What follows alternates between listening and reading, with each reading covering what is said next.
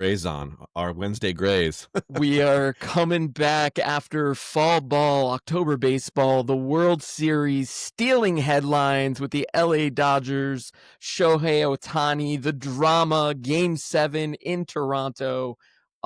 Congratulations amidst this crazy backdrop, everyone paying attention.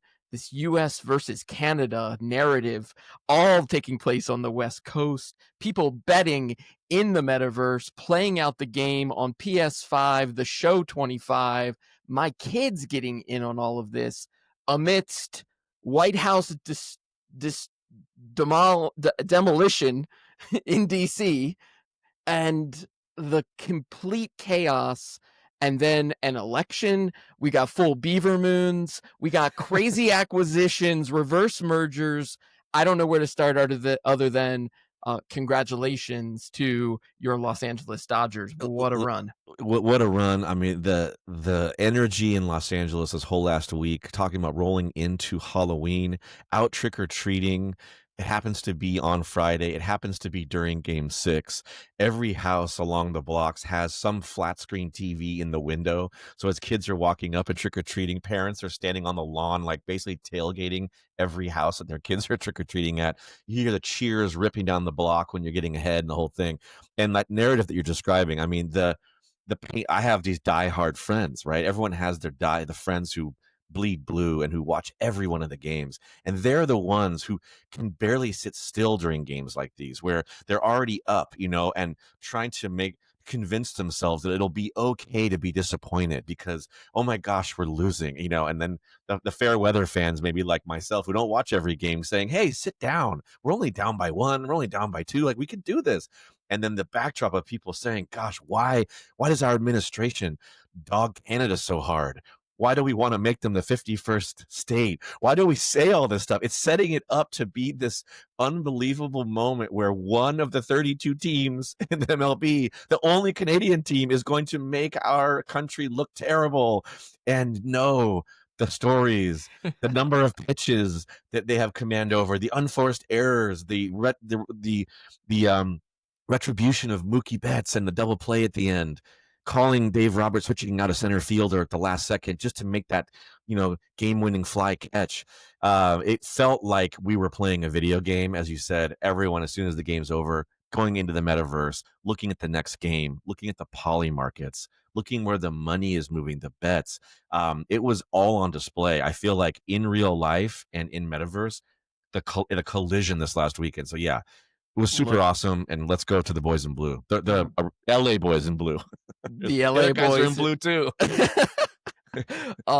Yeah, I there's so many threads to pull on this. I think the big takeaway for me is that ability for America's pastime to steal the attention when maybe it doesn't always. There are off years where it feels maybe not as exciting. Something about this year, something about that narrative, the plot line, the showdown, the show from Otani. I mean, it made it feel like a metaverse game, and as you say, all on display. The fact that reality wins even in the metaverse, like the excitement and the ability to command that headline required live sporting action in real time, flying back and forth on airplanes, travel days from LA to Toronto. I'm drawing the connection there because the poly markets continue to drive narrative, this idea that everything can be a marketplace. My prediction, we're calling it here, we've been calling it here, that if everything becomes a marketplace, then the ability to uh, manufacture the truth inside of that marketplace becomes kind of problematic. What am I betting on? How am I betting? How am I uh, knowing and proving that it actually happened? What better place to try it out on than the World Series? These guys are playing baseball and throwing pitches, and it drives home, I think, the focus on the swirl of market activity, the pure market manipulation around Tylenol and the Trump administration and crypto money, and not to mention Polymarket on Bloomberg TV Mm, yesterday, all big one. surrounding the New York, New Jersey, Virginia elections. And they were kind of, I don't know if you went and looked, I did, but there were no bets. You knew at 5 p.m. Eastern with almost 99.9% certainty who was going to win each of those elections. The Polymarkets and this digital realm taking center stage with the backdrop of the real stage, the big stage in October. I mean, where do you take that? Well, so I mean, again, we talked about the plurality of these markets that we're now, let's just rewind time 20 years and we rely on polls, right? There are exit polls that literally mean that there's a human being standing outside of some location, could be a voting center, could be a stadium, and in interviewing fans and polling them, asking what is their mood for the next game? What is their psychology at this moment in terms of what's going to happen next? What is their prediction for the future, right? Making everyone a soothsayer. What is their prediction? And Future. then you take that into a digital realm where, well, now people can vote on their phones, right? There's polls. And, well, which polls do you trust? Well, there's a Fox News poll. There's a CNN poll. There is a Bloomberg poll. There's a plurality of polls. Quinnipiac.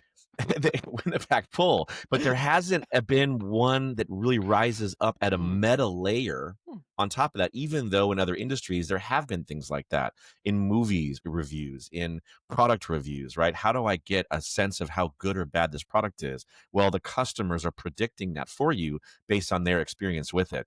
So now you layer in this new thing called Polymarket, which is substitute a meta market. It is a layer which is looking agnostically across all of these things, looking across metaverses. If we all are living in some version of our real life and some version, therefore, of a mirror, of a twin, of a metaverse life, A an digital online twin? life, maybe a digital twin, then those two things sort of there's a singularity, there's a coming together where now, without any guardrails, without any borders, without any rules, regulation, anyone on the planet can say, I would like to predict the future. And in order to show you that it's in some way, shape, or form, not just a throwaway comment on a social media post, but I'm putting cryptocurrency, I'm putting the fuel, the energy of the metaverse, the energy of AI. I'm putting my tokens to say, this is what I think the future is going to be. The fact that Bloomberg recognizes that, the fact that Polymarket recognizes that, and the fact that the World Series actually played out as Polymarket predicted shows that there's at least some sense of maybe enough money. This is the problematic part you're mentioning. Maybe enough money being put towards something influences the psychology of the actual real world result, the truth of it. Money drives consensus? Money So, where are we going with this? Look, I tweeted this out this morning when you talk about the singularity, nothing better to think about than AI and this future of AI as this moment, this singular moment. I tweeted out AI is scalable intelligence and blockchain is scalable truth. The future belongs to those who can use both. If you ooh. can use AI to predict the future and you can use blockchain to prove I predicted the future, then this singular moment that you can create, this connection between digital and physical, provenance and authenticity, truth and money. I think that is the singularity that we are seeing here, these two colliding. And guess what? Why it's making its way into the culture is because we're not talking about Bitcoin, Ethereum, Solana, layer one, layer two, minting, NFT. We didn't mention any of that in Hmm. the first 10 minutes of this discussion because it's faded into the background now. But we are 100% talking about the use of predictive technologies, social sentiment, social listening, user generated content. How are people feeling about what's going to happen and put your money where your mouth is at 99.9% of the time, not just in the World Series, but in US elections, it played out accurately. Mm. It could not have been better said. And when you align the backdrop, as you said, the fundamentals of this new world and the psychology of the market, I return to a concept that I wrote about years ago that is the internet of behaviors, that there is something that transcends all of the technology terms and all of the actual ones and zeros that build out this infrastructure that we rely upon. Because if your behavior is something, human behavior, that can be captured and quantified and assigned a value to, like we're now crossing over into this new world. The real Web3, people call it Web 3.5 or whatever, is now people realize their human energy is akin to Michael Saylor saying Bitcoin is energy and AI requires energy. And we're getting back down to these fundamental core credits, these tokens that we're using. And there's only so many you have in this life, right? That we don't have an Oh, infinite amount. This is one of those really great philosophical moment studies of, well, what is the number one non-renewable resource that we have absolute control over? We have absolute control over our personal energy in the minutes of our life. We have momentum and we have time. It's like you over time. That is the equation that we have to work with. And if you break it down into a mathematical algorithm, and of course, why not? Because everything we're talking about underlying all this are mathematical algorithms. And I know someone said this before, and there's been funny comics, but we become part of the algorithm. We are now walking side by side in lockstep, the digital twin, and we keep joking about it, but we finally, I think, crossed into this place where enough human energy translates online seamlessly and in a fluid manner and is predictive of the truth that humans observe. AI someday may look at our truth layer and claim that it's false, but does it matter? As long as the humans believe it's true, it is. And so I feel like there's going to be a moment in time where we're finding that singularity now, but we're now going to also discover our own power in that we're going to have two layers, two lines of AI generated behavior and truth and our internet of real human behavior. let And me let me draw a very straight line to talk about coming from the future and telling the truth, but nobody looked more like they were coming from the future than Brian Armstrong on Coinbase's Q4 earnings, who at the end of his earnings call decided to punk everybody and pull up the Polymarket, look at what words were being betted on and what was going to be said on said conference call, and in real time punked you, because then he said all the words Ethereum, layer 2, blockchain, Web3, and he did it in the Polymarket and said, all right, guys, we'll see you next quarter. Peace. I mean, the point to drive it home, to pull every thread we just tied together. There he is, the man from the future, the guy bringing this public acceptance of blockchain and crypto and metaverse Polymarkets, sparking what feels like a crypto arms race, mm, and everybody needing to not just get in on AI, but how are we going to keep track of all these tokens, all these ins and outs through these new generative worlds? And, that's a great segue too. So, well, Brian Armstrong, first of all, he really legitimately looks like he came from the future. He looks like he arrived in a starship where they have to like shave your body completely free of all hair so you Could can be go no into some friction here. cryo capsule and like somehow like you won't age. Or I mean, he has this look like he's seeing and doing things that perhaps he's not supposed to in this futuristic whatever. But it does bring to a great segue to this point of the crypto arms race, because arms race is now being thrown around. Literally, it's become the new buzzword across every bit of news, every bit of information. It used to be, an arms race meant just the proliferation of nuclear weapons, which of course is still in the chat. I mean, Putin just came out a couple of days ago and starts touting his Poseidon torpedoes, which aren't new.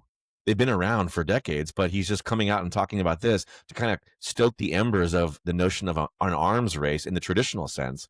Then you have Local politics, look, we're in California. Proposition 50 was on the ballot yesterday. The gerrymandering arms race, as it's being referred to as, is like how many lines can you redraw to cause, House seats to flip? And now we're talking about crypto arms race. And what does that mean? Well, it means that companies that otherwise would be in conventional businesses have decided this year that they are going to enter the crypto arms race and start amassing, should I use the word, war chests of tokens. And if it isn't a war chest that can hold Bitcoin, or a war chest that can hold Ethereum or Solana, or you pick it, then they're just going to make up their own token or coin and make up their own chest and then start filling it and say, now we're ready to go to war for the crypto arms race. Because in a world where there are no rules anymore, there's no regulation, it is the Wild West. I mean, let's talk about it. Let's go down the list here. We talked a little bit last week about Western Union, one of the most antiquated, stalwart companies that specialized in sending money across borders in the world. Cross border. I need to go from this world to this world, from this made up coin to this made up coin, and I need somebody. And that's an easy metaphor to understand, right? What did you used to do? We used to send money across borders. What are you doing now? We're sending money across borders. Oh, okay. Go to the right. Now, who else is in the mix? Let's talk about some of the oddballs. This one, I think I had to go back into the archives to find, but I knew and called just this flurry of market activity, these acquisitions. We'll get to Tylenol, but what you're talking about specifically is Animoca Brands doing a reverse merger with a NASDAQ listed company called Currency. That's CURRENC. Leave off the Y, traded as CURR on the NASDAQ, a reverse merger from Animoca Brands into Currency, with the tweet from the CEO here saying, our mission to champion digital property rights. Digital property. Oh, that's interesting. From this coin and this war chest to this war chest. The conviction that true digital ownership is fundamental to shaping a better future for all people. These guys are doing digital payments and cross-border finance. They are reverse merging one of the largest NFT holders, one of the original creators of the sandbox, the quote metaverse, the sandbox. Just like in development, we got to practice it. We got to figure out how we're going to do all this stuff. And now, boom, flippity flip. They're a publicly traded company listed on the NASDAQ. So even if you don't know anything about digital property rights and you want to get in on it, you don't have to buy tokens. You can if you want to, but you can also now buy NASDAQ listed Currency, which is facilitating these cross-border payments in the digital world. Now, the speed with which this guy flipped the script is really important, because what I was just talking about and this convergence is exactly what he's pulled off. So, original NFT royalty, massive amounts of wealth, of optically fiat wealth wrapped up in non-fungible tokens and programs that he run. Sandbox had a token called Sand. You talk about Decentraland. It was this place where you bought property in a metaverse on a blockchain that had this currency to fuel it, and you could start to build there. Think, Roblox, think your Fortnite, you think your visual interfaces, where it starts off a little bit blocky, your Minecrafts. It starts to get more and more high fidelity over time. But this was an original Web3 blockchain, Roblox, the sandbox, the Decentralands of the world. And then time passes and homeboy realizes, well, I'm never going to catch Roblox and I'm not going to catch Minecraft. Those two have the power of, like, what are the technorati of the gods who go to the rotunda. This is the Googles and the Amazons and the so forth. I'm never going to catch them in this version of the digital world. So let me look at my twin, says this guy, in the real world. Well, how about we just go get a company through a reverse merger, an in real life company that's gigantic, and then turn that into our IRL sandbox, because no one can catch me there, because no one's doing it like that. I believe, as you were saying, and we were talking about a beta test and a sandbox and the trials, and I want to get to China Oh, and Hong Kong, but I went back to, yeah, blocky games, getting a little better fidelity. Year 2, you release something. What is coming down the pipeline? I gotta check dates. I'm scrolling through here, but yeah. Grand Theft Auto, 13 years or something crazy in the making, you're starting to see leaks of what look like high fidelity gameplay, which we haven't even talked about. There are going to be USDC and USDT transactions, right? I mean, Right? you'd hope so. In the last Please? version of the game, you could at least check your phone for text messages, which was like this insane leap. And you're like, great, what am I doing? I'm in a metaverse. Well, what are you doing? Well, I'm driving around LA. Where do you live? Well, I live in LA, but I'm driving around on my TV screen. And what are you doing? Well, I'm just checking my phone and then, doing missions. Like going to the market and Whatever getting I eggs and fucking milk. want to do Well, at that going point. to the going to the market and like kind of trying to murder some guy in the back of it or whatever. Oh I my mean, gosh. this is you talk about Grand Theft Auto. That brings up a whole nother case because like a lot of these a lot of companies who are getting left behind, who are being stuck thinking in their little box, their little world about how they build things. Traditional video game manufacturers are having an identity crisis right now. When you talk about the EA studios who make the Madden games and who make the sports franchises, talk about 2K studios for basketball. You talk about Rockstar Games and things like Grand Theft Auto, and how the world of online gaming experiences has not just moved past them, it's done it in a way where they've reverted and sidestepped. They said, we're going to start 20 years ago in terms of the technology and the visual expectation. You guys have been going for like real life shading. How many polygons per second can you render? Have you seen the new tech demo on the PS5? Wow, it looks like real life. But then it turns out that the majority of the humans on the planet spend more time in metaverse experiences that don't necessarily look like real life. They're just amplifying and allowing you to play out the behaviors that you want, maybe not in the high fidelity photorealistic way that people in our generation would have expected things to have advanced to. I want to see every hair on Keanu Reeves's face in the Cyberpunk game, says the developer. But the kids say, I just want to put another redstone block so I can activate my roller coaster in Minecraft, and everything is a 2x2 square that looks like an original Doom fabric from a wall. This is there are so many things there to pull out of that, but I think there's too many people, too many companies focused on the highest possible resolution experience, and the companies that are starting to come underneath and Look, take a lot of the noise in the chat are saying that that's actually not it. It's not the resolution, it's the time. It's you over time. And I want you you over over time time in my game. are now ready to flip in my game, because I swear to you, as we're coming to you on November 5th with a full super moon, the full Super Beaver Moon, no It's the doubt. full Super Beaver Moon. Here it is. I went when we were talking about beta testing and I said I wanted to get to Hong Kong. In my head, I remember seeing the article about the China Hong Kong relationship around the crypto arms race. I type in Hong Kong. What do I see? Not more than 1 hour ago is Hong Kong opens crypto floodgates to global capital.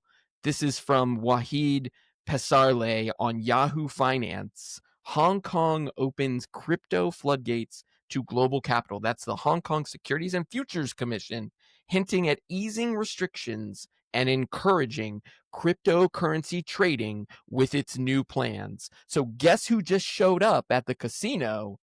None other than China and Hong Kong just rolled into this new game, ready to play on the full Beaver Supermoon, right as we got a nice little dip when you got to load up at the pin on these new coins in this new world. And I'm going to pull up to Huh. the gate and I'm going to go play this new game. says the Hong Kong Securities and Future Commission. So that's curious. What you're saying is there's just this interesting coincidence that on election day, the day after election day in the US, which sets some trade wind socks blowing certain directions as to who is going to start taking back or cementing more power. Coincidentally, with the super full beaver moon, coincidentally, when Hong Kong, the beta sandbox that China utilizes to test all kinds of social and economic ideas, is opening up Mm. a global casino at a time when the price to play is as low as it's possibly been in like the last 2 to 3 months. Are you telling me that all of this is a coincidence? Because I'm in. I'm going to buy some bags because it just feels like things are lining up in a way where a lot of people are all playing the same kind of game. And I feel like the people read the memos. There was sell off. People sold money off and moved it sideways just to get ready for the next big thing. And everyone right now in the crypto arms race wants the next big thing.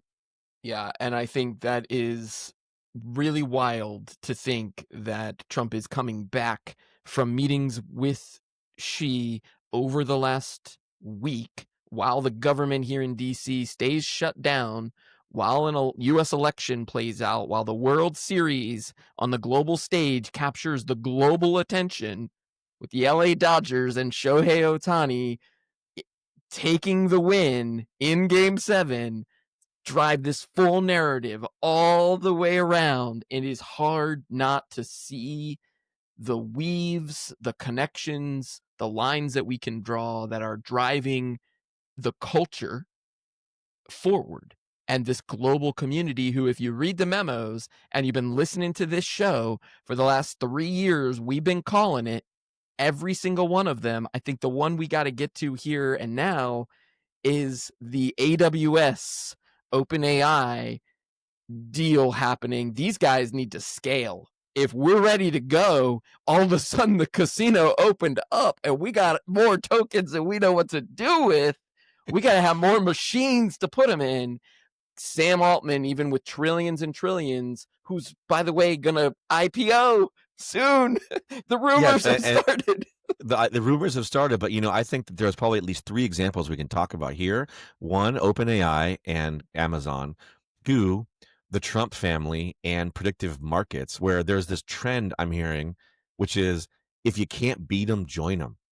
And figuring out how to join and align yourself. Like if an administration previously might have tried to regulate and shut down a Polymarket so they could open up some of their own things. The Trump family just says, no, there's plenty of room for a plurality of Polymarkets. We're going to create our own way of predictive, analysis of the future. So similarly, I mean, Sam Altman, if they're going to IPO to the tune of $1 trillion with a T, an IPO that's, only a little bit more than Elon Musk's 10-year bonus plan, because now we're all talking T's in the chat. If you have that much money, but there's still this reality of real life, the in real life reality is, well, you have to have a physical data center somewhere on planet Earth in order to facilitate this crazy cloud of AI activity. And if you can't snap your fingers and build that out quickly, then you better go up to Washington State and talk to Mr. Bezos and company and say, we'd like to supercharge our OpenAI by aligning it with, Amazon AWS.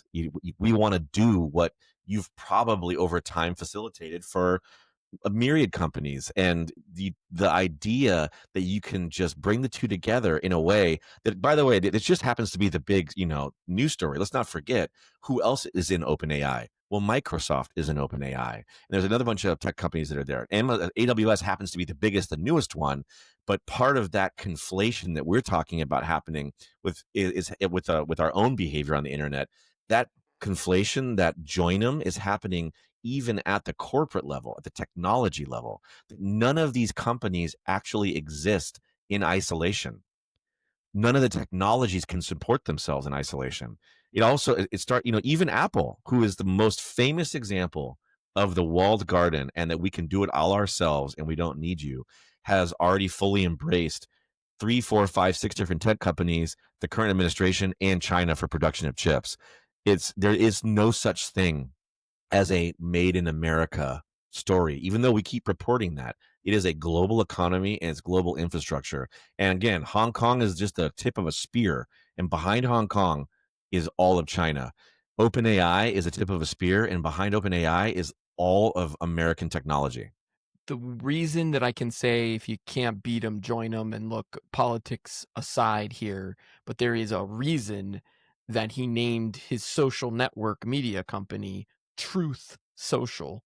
And the reason that he is launching the social media company into those prediction betting marketplaces, well, you have to have listened to the last 30 minutes of how our thesis lines up to why he would want to be in that digital casino game and in the digital real estate game, standing up Trump towers where you can come and bet on anything that happens. And by the way, he can use his own name, image, and likeness to move the price in the example of the Tylenol and the autism narrative, and then just to see the acquisition news from Kimberly Clark. Like I immediately it clicked for me of, oh, they needed a discount. He needed to get them on a steal from whatever portion of it his company was going to get in on at whatever strike price on the close Mhm. of business that day. I'm going to have said the word autism and Tylenol in the same sentence on Truth Social. You know it's true. I said it was on Truth Social. The price on the stock market will tank. We'll buy it at that price. And boom, you got 10% upside on the flip side of the Beaver Moon. Just hold the bag for 30 days. We got you. I mean, that kind of market manipulation in the open, we're joking about it, we're laughing about it, but it's like, read the memo. That's what's happening. And you either understand that that's what's happening, that's the game they're playing, that's what the sandbox in Hong Kong now opening these floodgates. And if they're shaking you out right now, and you're looking at this price. And by the way, I did call it, I think in episode 114 or 115, that we were going Mhm. to dip down and touch around. I said 95. I think we got to 98, but there was a little double dip there yesterday on election day where if you have your put calls in, you're getting Bitcoin at under 100K in 2025, right as the global flippening, the singularity, the intersection, the catching up of the AI to the hardware, to the chain, to the online connection point with AWS and OpenAI. I um I don't know where else to take it here. I'm I coming mean, I back. just think that to put an exclamation point on it, we're now we've talked about this. We talk about it all the time on the show. Before we could say not financial advice or financial advice rather, um, when you're looking at the haircut, meaning the discount in price that becomes available, not just in crypto markets, because those are obvious, right? Bitcoin was at 125, now it's at 100. What's the percentage change? It's not hard to do the math. But when you start looking at the stock market, you start looking at the jobs report, you start looking at basically any data set that's being publicized to the world. And in some ways, you could call it like a checks and balances, right? In the old days, there was these people screaming market manipulation, insider trading, but it was always done kind of hiding in the shadows. Now, in plain sight, whether it's Armstrong trolling people on a live feed is saying, "Oh, if I say Ethereum twice, who gets paid? You? Okay, Ethereum, Ethereum." Like that's very plain sight. When you see someone come out and start just bashing you over the head with autism, Tylenol, stock price going down, stock price going down, it's in plain sight. When you see all these things that are happening without it's really with no equivocation. It's just telling a story in out loud that causes markets to move. And then polymarkets, these new layers of the group think almost act as like a check and a balance, right? Well, someone is saying these things. What does the world group think about what they're saying? Is it true? Is it not true? And the fact that we all have access to that same amount of information in some way, in some weird, and we were in the dystopian future when we talk about these two digital versus in real life, because it's kind of incumbent now on us, on our listeners, on you and me and everyone else to say, well, we see how they're manipulating it. Then we can go and see the Polymarket's view on the manipulation. Do we believe that what they're saying is true? Should we swing? Where is the money betting? Where's it going? And with all that information, we ourselves can make a decision that is either for or against where this truth layer is headed. And we personally can have a financial outcome that's either positive or negative because of our awareness of all the available information. So when someone insider trades in plain sight and you missed it, now it's on you because you could have just said, "Oh, That's I what was see that happening. indicator. Why don't I short that stock?" Or, "Oh, I see where Polymarket's headed. Maybe I should triple my bet on the Dodgers for the seventh game." Look, that is the signal through the noise that we continue to point towards in all of this discussion. I think that that is exactly all we have attempted to do over the last several years, is to get to what is actually happening. When I think about the you know, it's sort of up to you and I now, like this kind of vigilante wild wild west. To me, that's the catching up of the tail wagging the dog, which is in this case the rules and the laws can't keep up with what is humanly capable now on the web, and the speed of these transactions, the same way that the OpenAI tokens and the use of this artificial intelligence couldn't keep up with the hardware, in the same way that the digital games couldn't keep up with the fidelity and maintain a marketplace. And we had to have beta grounds and beta tests and the tail wagging the dog and the singular moment swirling. There are still those hiccups. But when you can point all of those signals together, it feels like we know what direction we're going in. And understanding the dystopian sides of that, understanding what it means for economic impact, gains or otherwise, what it means for transactions, for business. When I hear Grand Theft Auto, you know, should I be telling my 9 and 10-year-old, hey, start thinking about your storefront because you can buy that digital real estate day one, trade in your Roblox stock. We're going into GTA. We're going to trade it on NASDAQ currency using NFTs of everything you buy in the physical world showing up in a high fidelity digital world, digital overlay. I don't know where else to take us, but we are heading into the holidays, into Thanksgiving. A lot of clarity, a lot of clarity. I think we're going to see things start to go in one direction as we head into the winter. Yeah, I mean, here, and I would just say for our listeners, these patterns of tail wagging dog based on innovation aren't new. It's something that when you're in it, it feels overwhelming. But if you rewind a little and think about when the stock market that used to be open Monday through Friday, certain hours of the day, was disrupted, there was really great innovation that happened. There was this thing called black box trading, the original first algorithms. It made it so the stock market could run more or less 24/7. And really quickly, whole new industries emerged. Hedge funds that didn't used to exist emerged. After hours trading that created a whole wave as you went in through, say 20, 30 years ago, of new regulation, new ways to manage something that they weren't prepared to manage. And let's not forget that the original traders waving their tickets down at the stock market were hyper against this, right? We're being replaced. Do I need to be down here? There's a black box doing my job. As we go through it, there were plenty of bad actors, there were plenty of good actors, and regulation and rules came into play, and boom, the internet comes. Business is going to go online. Do I have to pay sales tax? Well, where do you live? Well, the goods are coming from the internet. Maybe I don't. All the things that came with that and all the rules and regulation. Right now, we're saying that if money and energy is truly borderless, and not just in the physical sense, but in the sense of borders in technology, if blockchains can talk to blockchains and swap, if technology can communicate to each other, then we're already at a place where anyone can create value. You said Wild West, right? There were guys digging for gold, trading whatever they could to get a pickaxe just to dig a hole to find that next value.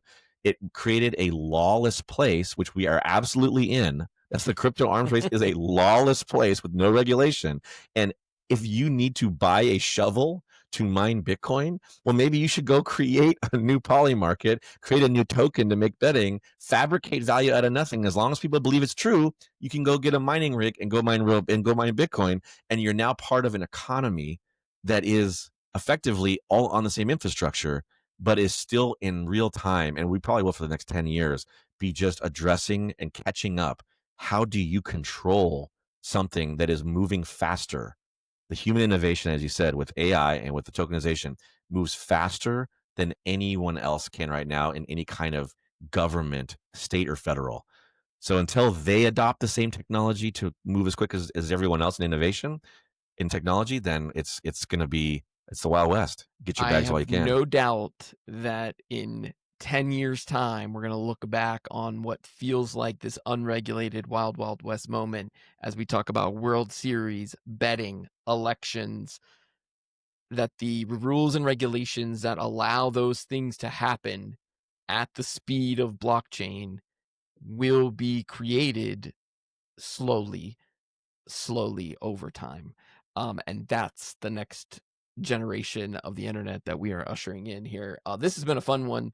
Don't know how you cheers on a Super Beaver Moon, but happy Super Beaver Moon to you. Yeah, man. Cheers to you. Look to the sky, everyone. I mean, we talk a lot on the show about the importance of looking up. We all, as a culture, as a society, as a species, look down into our little glowing phones a little too much.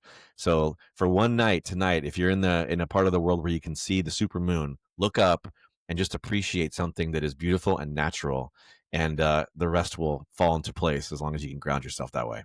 Love it. We'll do it again. Talk to you Peace. next week.